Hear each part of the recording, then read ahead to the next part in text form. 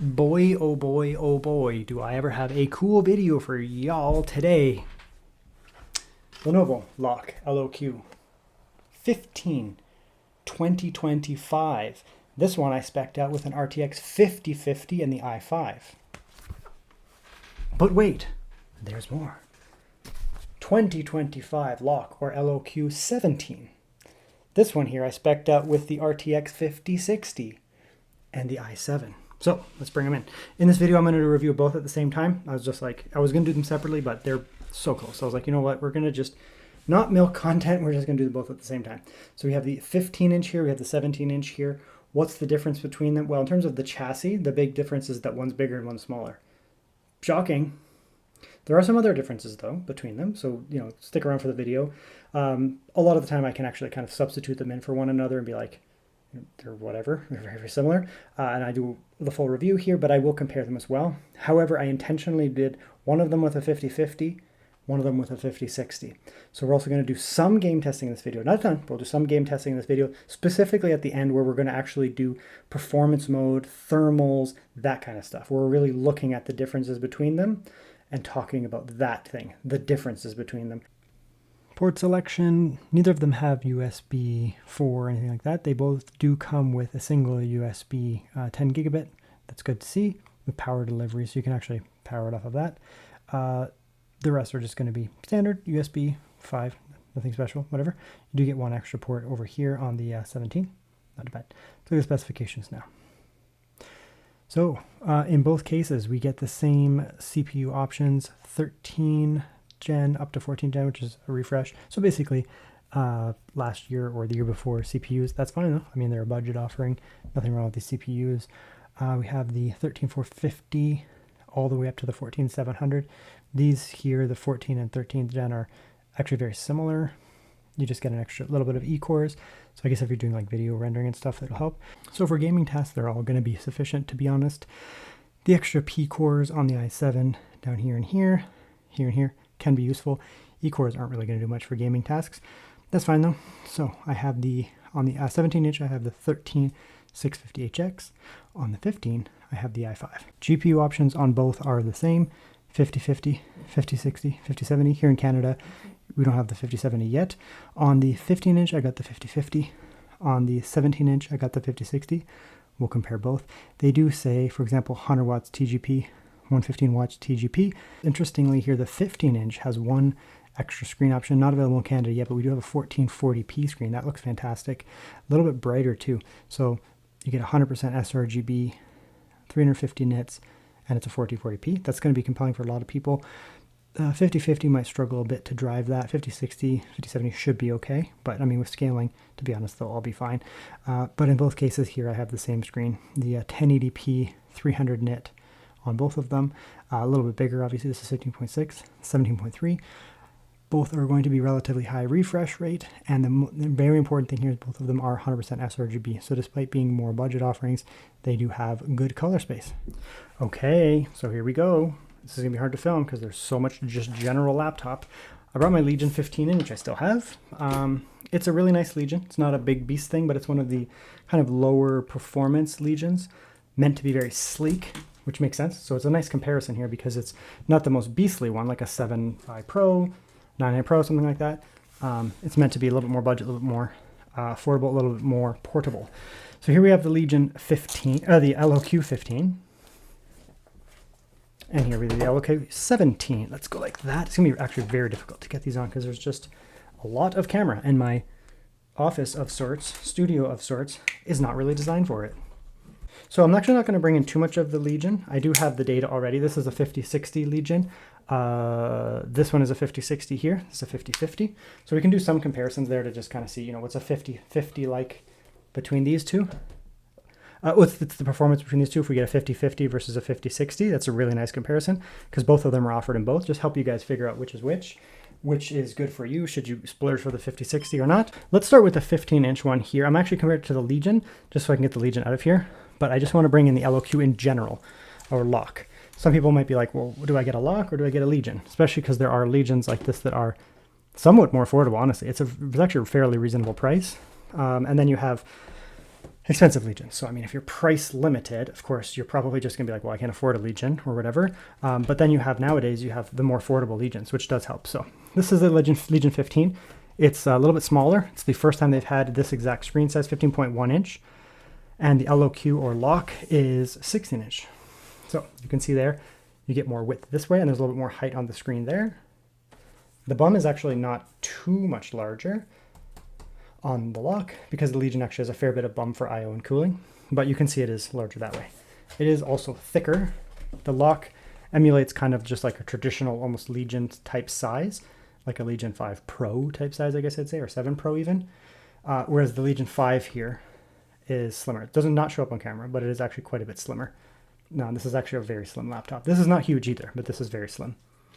Now, the Legions this year are all black, which I effing hate, because look at those fucking fingerprints. Jesus Christ, it's so bad. They need to stop. Like, I mean, it looks nice. They're nice looking laptops, but the fingerprints, man. I'm not even like a greasy boy.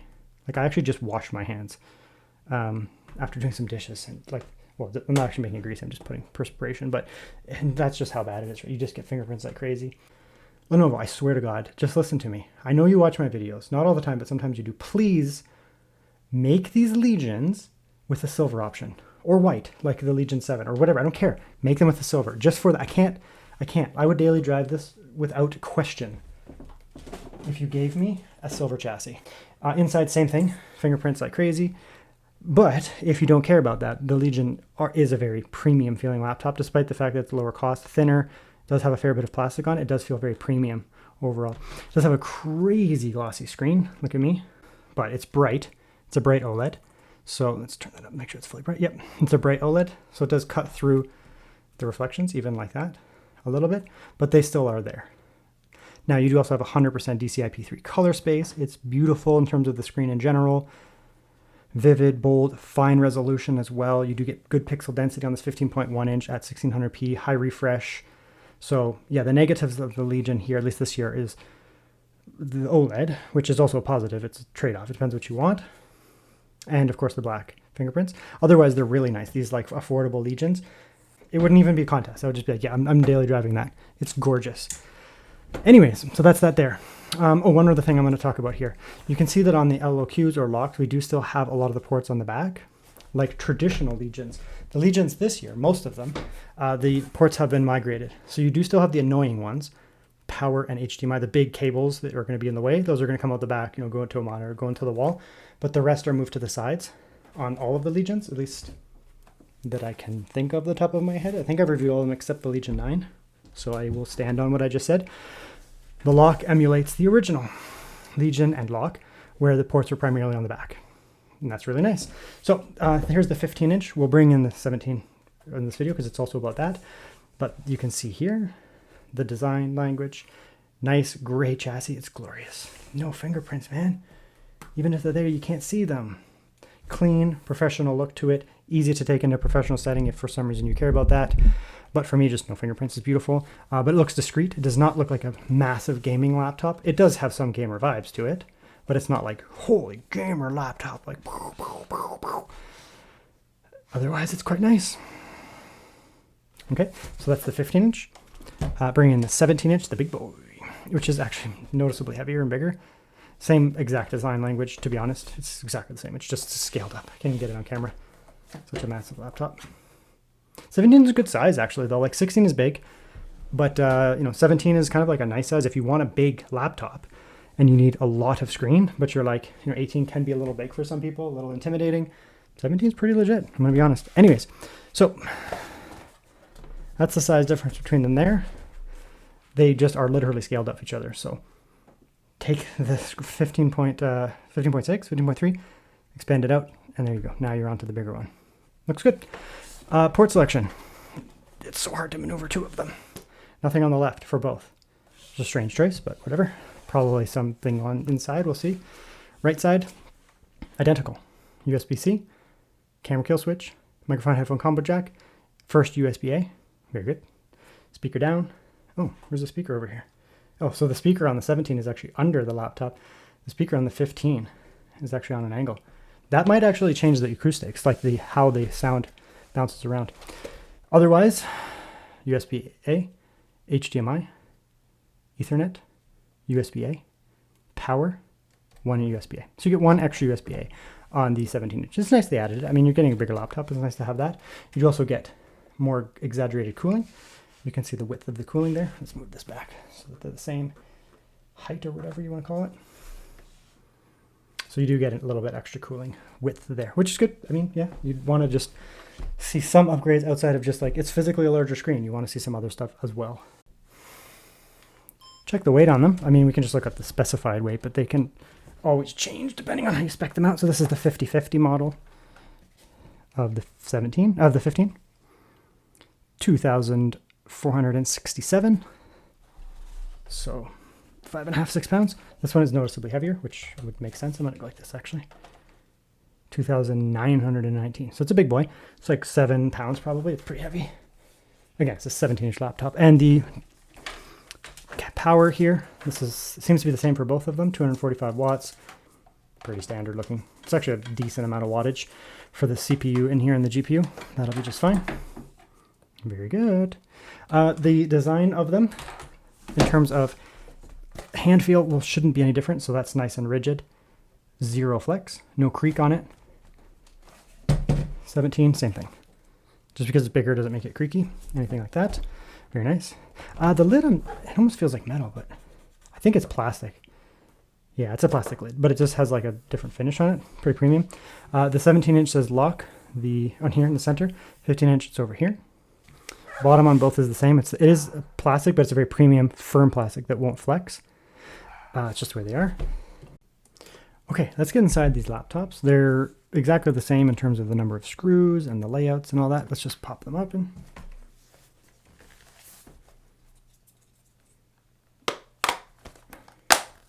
Extremely easy to get into. I just put this in here, pull that from the front. I might even be able to do this on camera. Probably not because it's a weird angle, but maybe if I go like this, I could. Just put that in there. These are like a really sturdy I actually like these plastics. It's like if I'm gonna have a plastic bottom, this is the one I want because it's very sturdy. So inside, let's move that over there. Something like that's gonna be hard to film. They are essentially identical inside in many ways. Not every way, but many ways.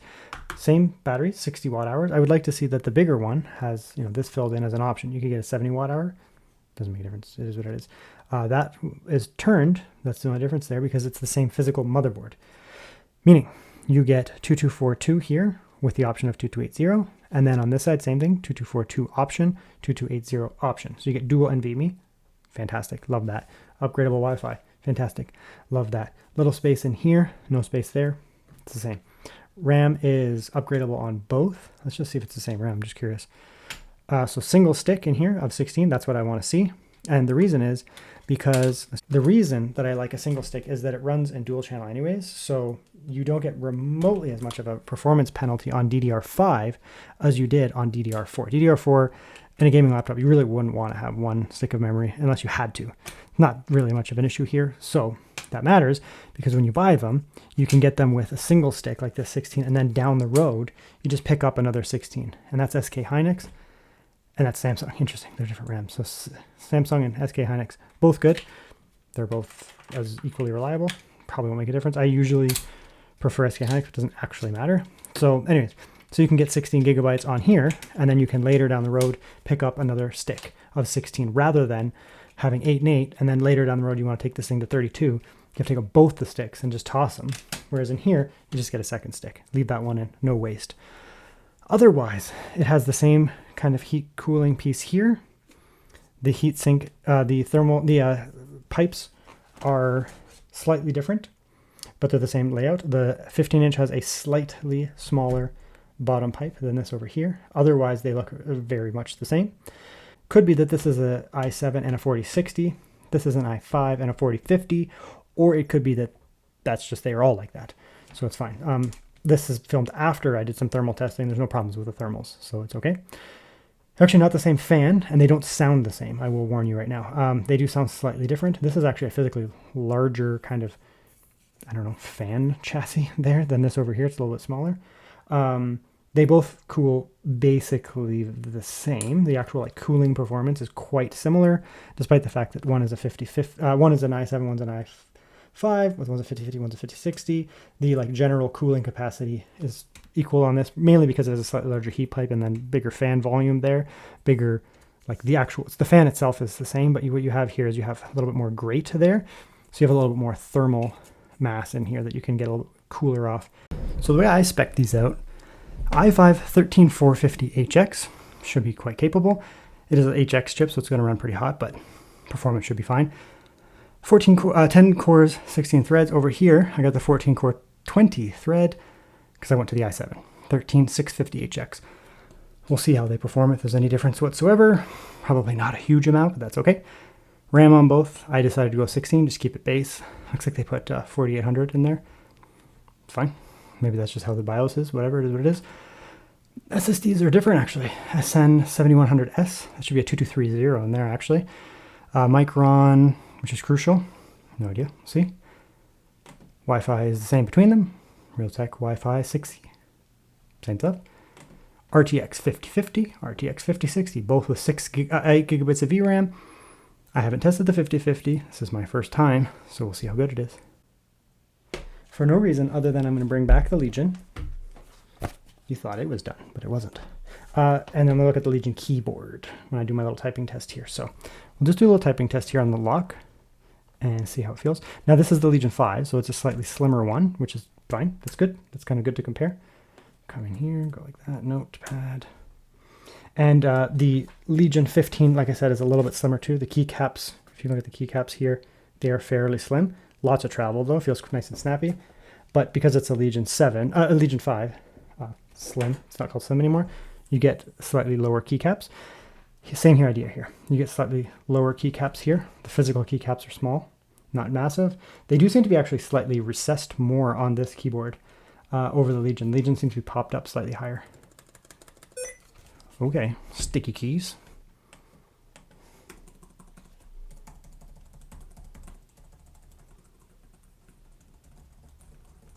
Otherwise, they feel basically exactly the same. Legion keyboards are generally quite nice. Spoiler, as a result, the lock keys are technically basically the same keyboard, so it'll be nice to type on, but we'll just give it a quick typing test here.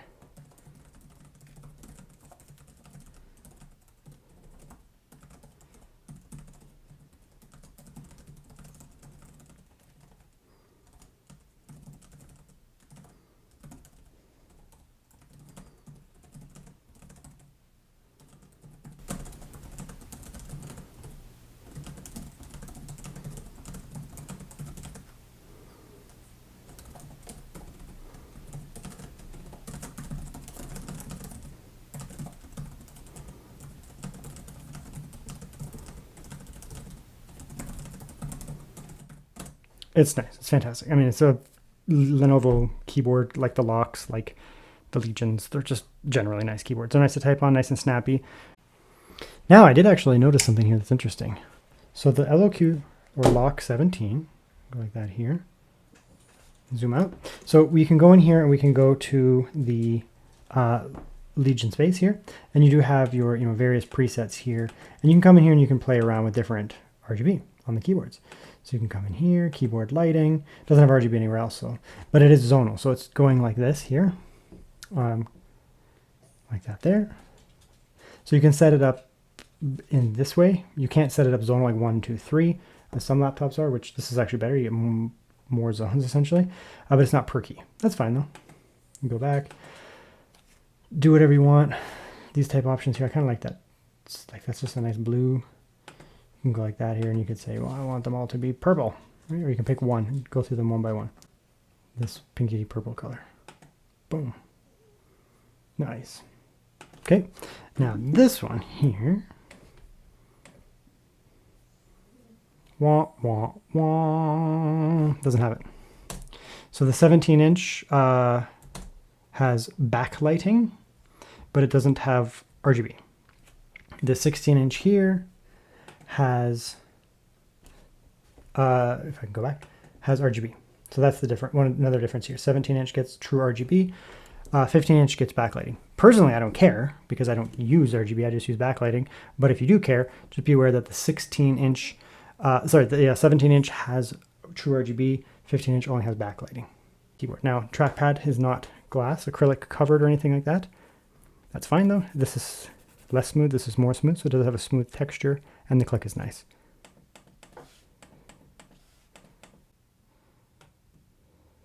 So look at the displays here. They should be essentially identical in the way like the colors and stuff are on them, color handling, all that kind of stuff. Let's call it that light, so there's not too much. You'll get a little bit more reflectivity over here, but that's just because of the location of my lighting. I just don't have a good setup. 1080p on both of them. 165 hertz on the 17-inch, 144 hertz on the 15-inch. Makes no difference to me. 20 hertz of refresh is at that number is not really a big difference, but if you care, sure. The biggest difference here is that the 17-inch is going to have lower pixel density than the 15-inch. So you have the same number of pixels essentially stretched out further. So these pixels are stretched out more, so they are more obvious on the screen. I'm not the biggest fan of 1080p screens. I will be quite frank. I prefer higher pixel density, but there's an advantage to 1080p screens in that they are easier to game on. These LOQ laptops, yeah, they can be used for anything, like school, professional stuff, just daily drivers, but they are sold as a gaming laptop. And they typically, you max out like a 5060. A lot of people are going to buy these with a 5050. A 5050 and in some cases even a 5060 are much more comfortable at 1080p anyways. So if you just want to game on them, which is what they are, they're gaming laptops, I get it. They look exactly the same. This one is crisper, I suppose, but generally speaking, they look exactly the same. You can't tell any difference. There now it goes. Yeah, I mean, it's panel-to-panel variants at this point. Let's actually just go back for a second there. Now, when I was talking about 100% sRGB, what does that mean? 100% sRGB means the colors are vibrant and red. Personally, I prefer DCI-P3 screens because they're just even more vibrant and red, but I will never complain if someone gives me an sRGB screen. It means that it's not going to be a muted, ugly, vile mess like you get with gaming laptops that they slap on a 45% NTSC screen on.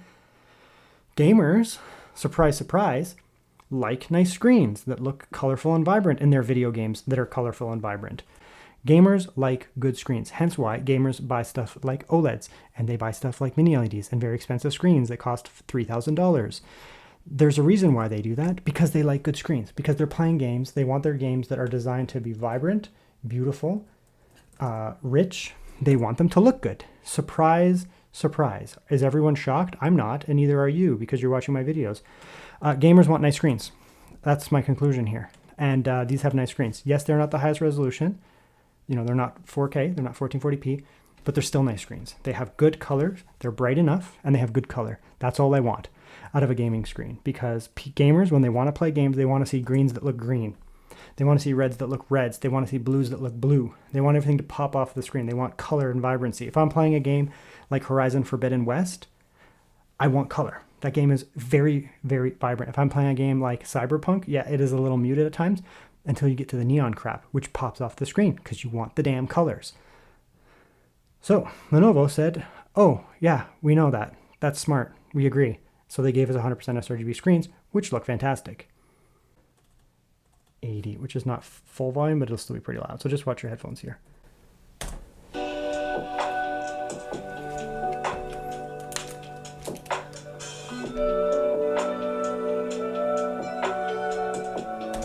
Okay, that's 80. They sound different, by the way.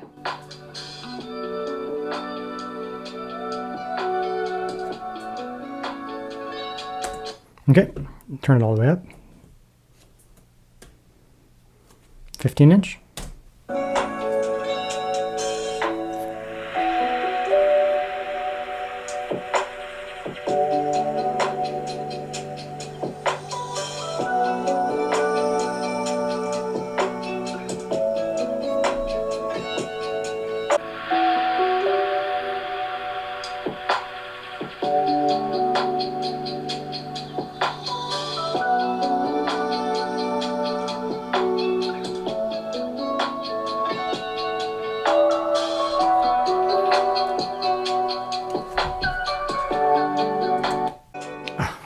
The 15 does actually sound better. They're both fine, but the 15-inch sounds noticeably better. I'm wondering if it's because of the angle of them. These are on the angle of the chassis, so they bounce out and come out, whereas here they're firing directly down into the table, and there could be some muffling effect, especially with a, I have a desk pad here. The 15-inch actually sounds really good, surprisingly good. These are actually, like, it just is a nice set of speakers. There's enough bass for a budget laptop, more than enough bass for a budget laptop. Good mid-range, good highs, no hollowness. These are really nice. These sound fine too. It's just they're a little bit more like muted.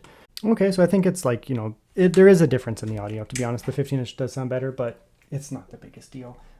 Software will be identical. I mean, there's a lot of stuff we can just cover, so I will just push them over here slightly. Interestingly, they do move over to the Legion Space, which I do like to see. I like Legion Space. So we have Legion Space, and Vantage is now separate software. They used to be, everything was essentially done in Legion Space before, where you had to come in here. Everything used to be done in the Vantage software. Now they're split out. So Vantage is done to handle a few things. You can come up here and you can set it so it has a full charge amount where it won't charge up past 80%, I think they do. Yeah, 80% here. So it won't go past 80%, which means if you're plugged in all the time, it is healthier for your battery. That kind of stuff in here. You also have some updates. I've already done it, but you can get some updates here. Specifically, BIOS updates would be here. You do not want to get BIOS updates from Windows. That would be a terrible idea.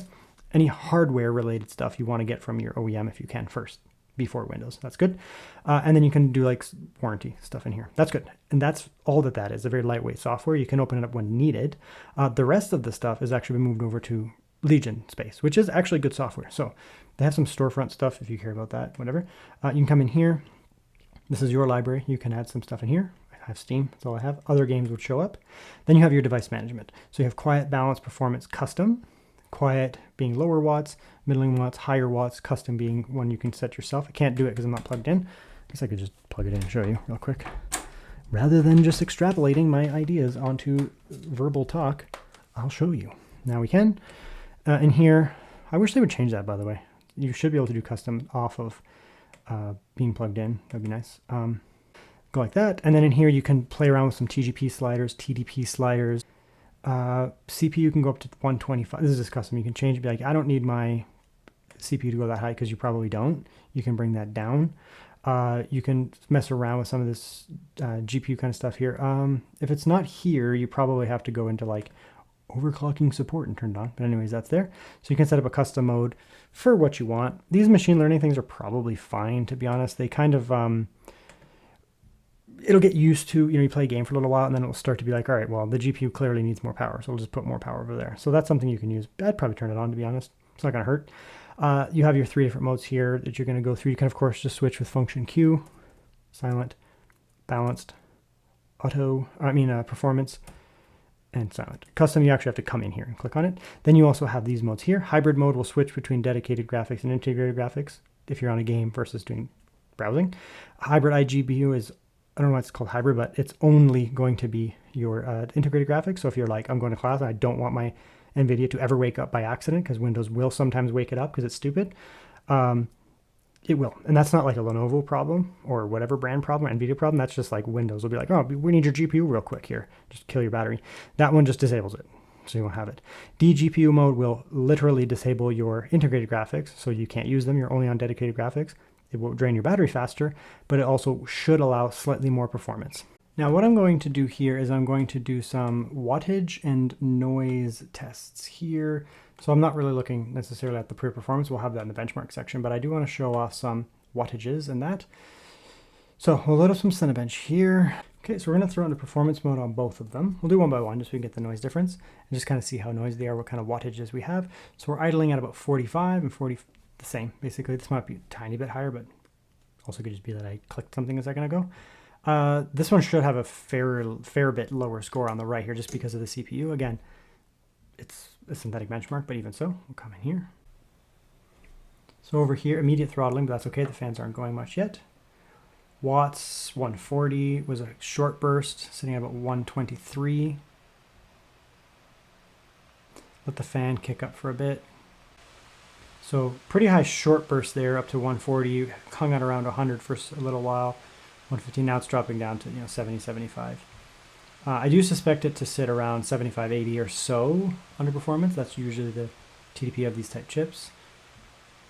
The throttling is gone too. It's just that was the burst mode type situation. Score should be all right. Let's take a quick peek here. Yeah, 14,507. It's good for an i5, whatever, no big deal. It's pretty quiet. It was noisy for a second, and then it's actually got quieter now. So 47 under full load is pretty quiet on a gaming laptop. That's good. Let's pause that. That'll take a second to cool off anyways. We'll come over here, and we'll do the same thing. About the same, close enough to not really be much of a difference. Ooh, they have different fan acoustics. Interesting.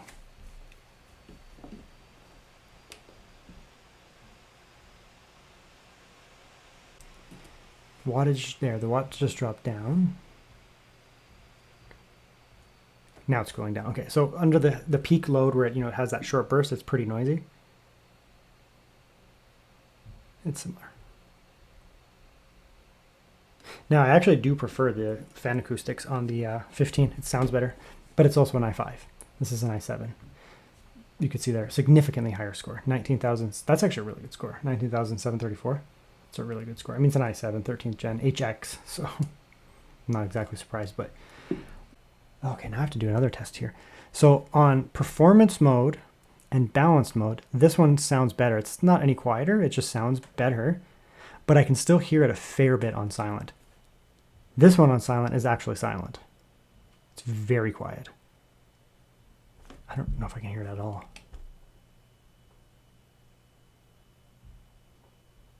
I don't know, it might just be sound bleeding from that. It's super quiet. So that's the difference there. This one has an incredibly quiet silent mode, probably just more thermal mass to just absorb it. It's like the fans don't need to work as hard. On balance and performance, this one sounds a little bit better overall. So it's fine. It is what it is. Very good. That's pretty much kind of similar. Pretty much what I expected, to be honest. Okay, let's have a look at some benchmarks. So Wi-Fi was basically the same between the two of them. Margin of error differences and very fast. It's as fast as my personal Wi-Fi goes. The SSDs are a little different. Micron is a little bit slower, kind of to be anticipated. The Western Digital SN7100S is a very good drive, especially for the size, the smaller form factor. It's a very good drive. But either or, you're going to have no problems with either of them. They're going to be just fine for operating system. Battery life is a little different between them, but not that much. The only real difference here, because they're both 1080p screens, same brightness, they have very similar specs overall.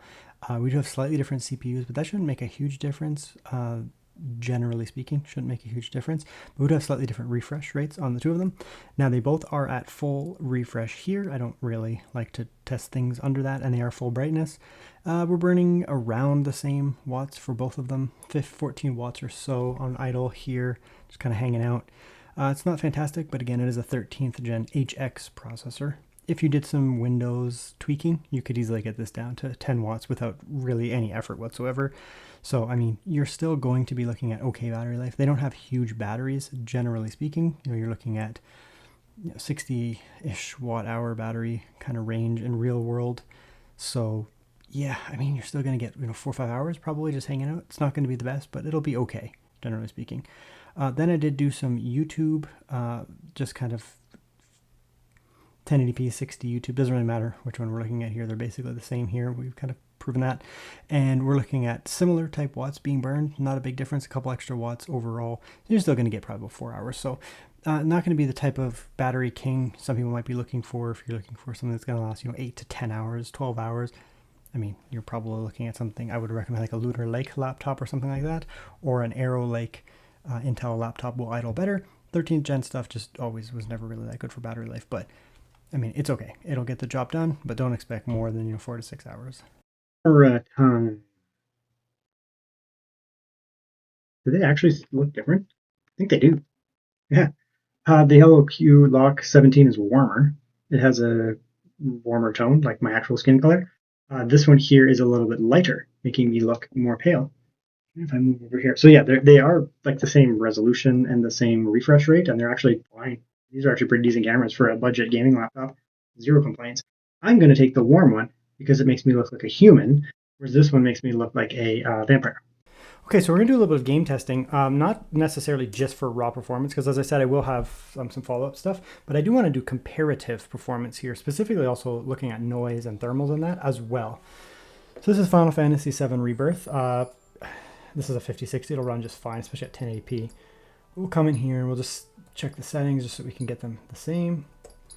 So we'll go VR, so we can go higher. Let's actually go high. So we're gonna go high. And we'll do some scaling. So we'll go high preset, 66% scaling. That should be pretty good. Like that. We're on performance mode. It's like completely silent right now. It'll take a minute to get noisy. And what I want to see here is just wattages for a second here. So we're going to come over here. So the wattages on the 5060 is 80 watts. That's fine. A full wattage 5060 is 115, which is stupid. You don't want a 115 watt 5060. I'm sorry, but if you argue with me about that, 100 watts is basically where it plateaus. So you increase watts, the performance goes up, and then you starts to curl off at about 80 watts, and then you hit 100 watts, and it's like, so adding 15 watts over 100 is just heat. So if you're going to call a full wattage 5060, it's actually 100 watts realistically. You could bump it up to 130, 140, 150. It's not going to do anything. So you're looking at a slightly reduced wattage here on performance mode, where you're looking at about 80 watts. Now, is that going to hurt performance? Significantly less than you think. Watch some of my other reviews where I do 5060s and I do multiple performance modes, where I do like 100 watts, 80 watts, 60 watts, 50 watts, like that. You only lose a couple percent going from 100 watts down to 80, 85. I actually have videos where I do full silent mode gaming, which is like 60 watts, and you get good performance. And as you can see, we're getting 81 FPS. The CPU is taking a fair bit of watts here, so this system is going to be, like, it doesn't have the ability to deal with crazy high wattages, but it will bounce around a little bit here. There's some wattage sharing. It's doing okay. 84, 51 on the CPU. Temperatures are nothing, right? Okay, so the temperature on the GPU is quite low, actually 76. CPU 76. It's not going to be a hot laptop. It's about 25 degrees in this room. It's not a super hot room, but it's fine. And there's really not any thermal issues here. Let's check the noise under performance.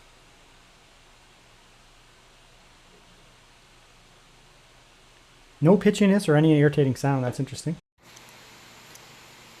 Okay, here's some thermals on the LOQ or LOQ 17. Hotspot. The keyboard is very cool. Like below hand temperature even, maybe. Or basically hand temperature. Actually, it is technically a little bit cooler than my hand.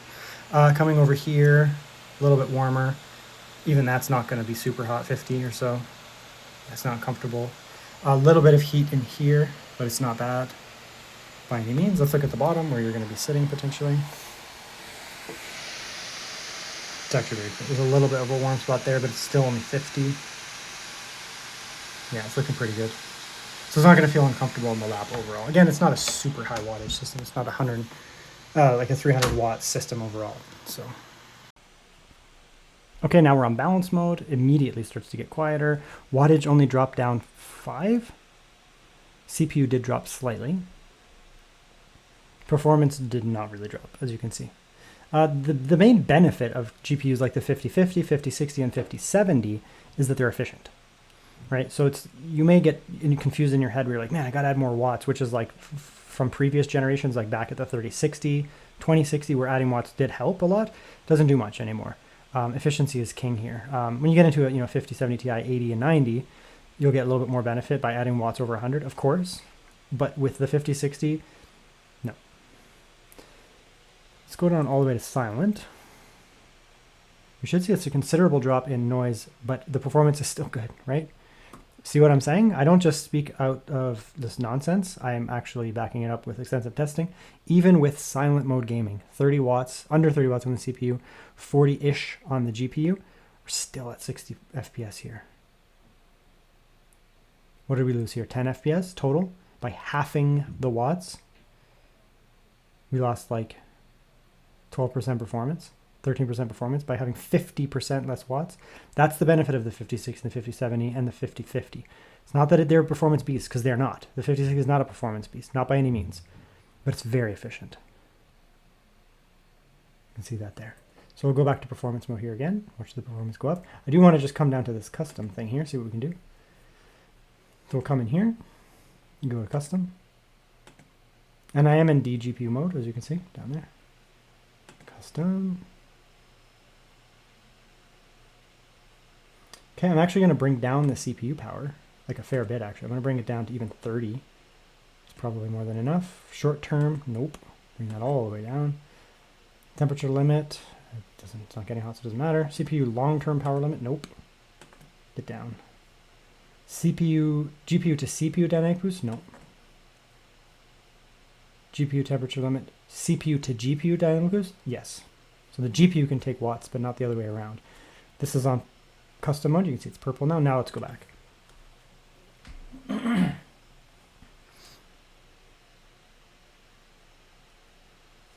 Interesting. I think I messed something up there. Yeah, there we go. GPU TDP. 100 watts. Let's see if we can do it. Now, again, it is a 100 watt rated GPU potentially, but that doesn't mean this whole system can handle that many watts. Just be aware of that. So here we're using 85 watts on the GPU and 35 on the CPU. And the performance is up, right? So the custom mode is very effective, to be honest. You can throw it in silent mode and, you know, get very, very low noise and still get 60 FPS, for example. But what I would recommend doing is actually power limiting the CPU slightly and increasing the wattages to the GPU. Give it what it needs. We'll come back here one more time. Balanced. Performance. Performance is 81 FPS. Silent mode does drop down a fair bit, probably 60, yep. But it's very low watts. Balanced mode, I mean, we only lost 3 FPS off that weird custom one. 79 or 80 here on balanced. And then performance, 1 FPS for, you know, 10 more watts, maybe 2 FPS. So yeah, you may look at this and say, oh my God, it's nerfed. That's the term I've been seeing people use a lot with the 5060, 5050, and 5070. It's nerfed because it's not 115 watt, which is nonsense. I don't want to, you know, perpetuate misinformation. It's not nerfed. There will be some performance decrease from, you know, 80 watts, 85 watts up to 100. Again, not very much, maybe a few percentage, but going from 100 watts to 115 watts is pointless. It's completely pointless. I would never run a 5060 at 115 watts. It's crazy.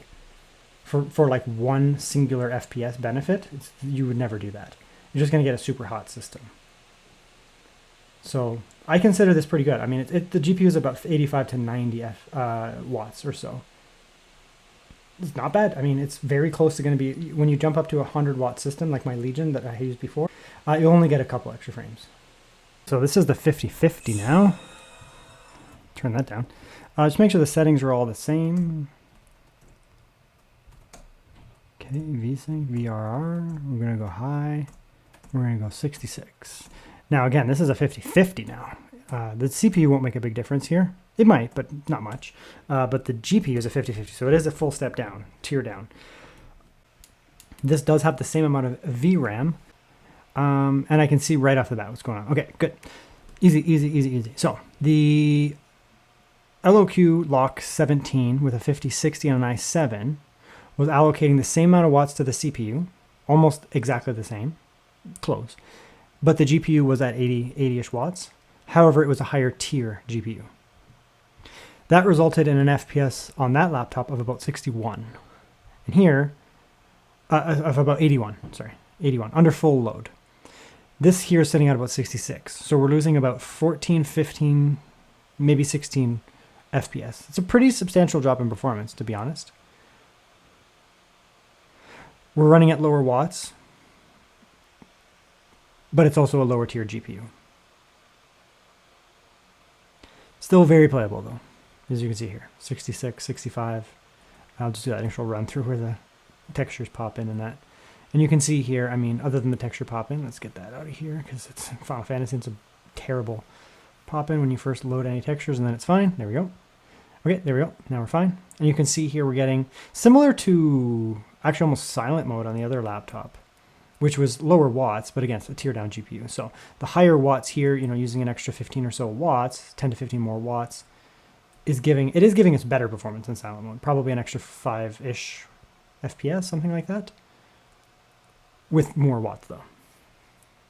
So I do expect it is going to be very serviceable, this 5050, especially with that extra VRAM. You can see there, the VRAM is already coming in clutch. We're at 6.4, 6.5 gigabytes of VRAM being used. This is an 8 gigabyte this year, whereas last year the 4050 was only 6 gigabytes, which was a disappointment, to be honest.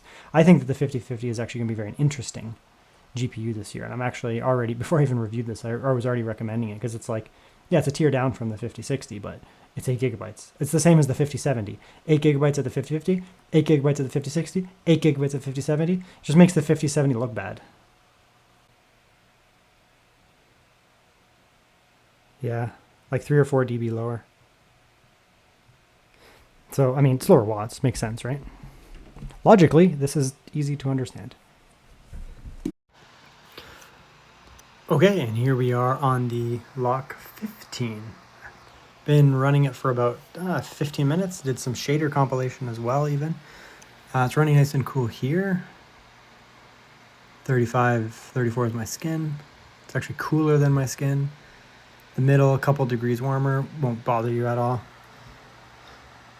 Up along the plastic here, a little bit warmer, but still not bad at all. So that's good, looking good. Nothing that would be uncomfortable by any means. Look on the bottom. Center, 46, only 46 there, not too bad. Both vents cool. Here, let's see.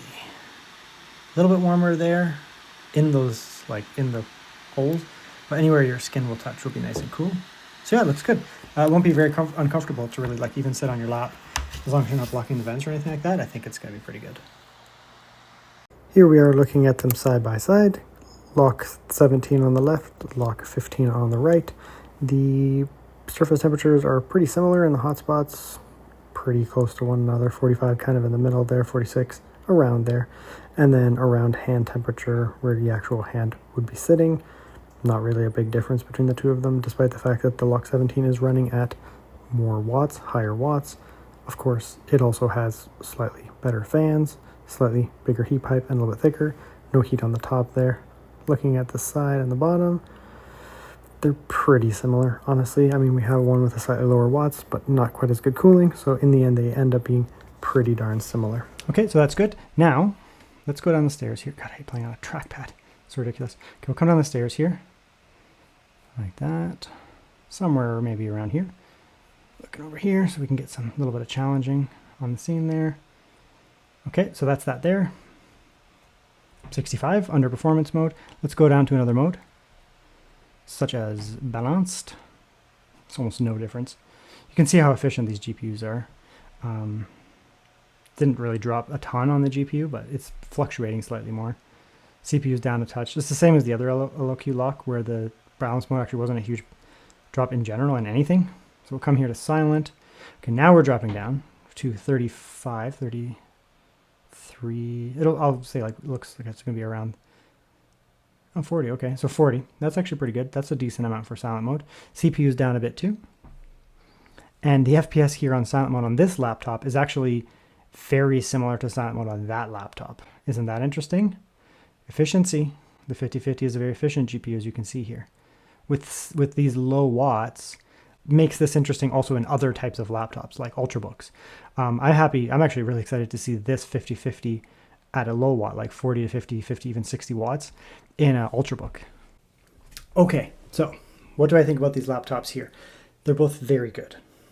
Very good laptops. Let's put one down so I don't have to hold them weirdly like that. They're actually pretty portable. That wasn't a super awkward thing to do, even though it's a little weird because I can't point.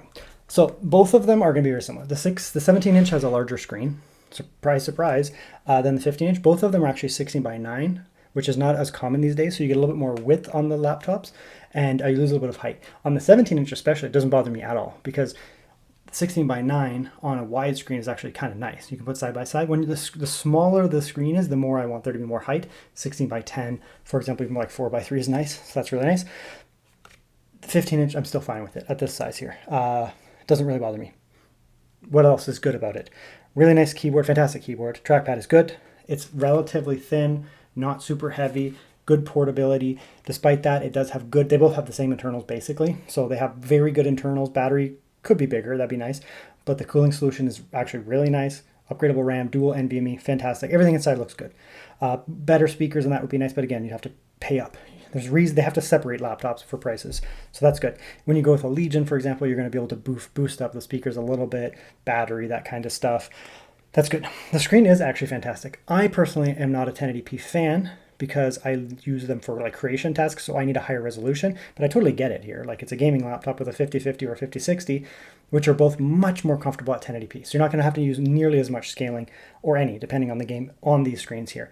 And Lenovo used their brain, unlike some brands, and said, you know what, we're not going to put a 45% NTSC screen in this laptop. We're going to put a beautiful 100% sRGB screen on this laptops so that gamers who actually are a bunch who are very critical of colors and want to have nice rich screens when they're playing games are getting a nice beautiful experience on this. That should bring people into this laptop who are going to say, I want a nice screen on my laptop that doesn't cost a fortune. Let's get the LOQ. That's fantastic. Otherwise, I mean, it's good. Battery life and all that kind of stuff, just standard as anticipated. Everything's fine. Neither of them are either like really that noisy. They can get a little loud under full load, specifically CPU, because it's a high wattage CPU, but it's not that bad. Once those watts drop off the boost, they actually get really quiet. So they're actually both pretty darn quiet laptops. Now, the meat of it, the performance differences between them. There's no real, I don't suspect there'll be any performance differences between them if you spec them out the same. So, you know, the 4060 in this versus the 4050 in that will be like similar, whatever, it'll be similar. There's a little bit more mass, less mass here, so it's just like physically harder to touch, but not much.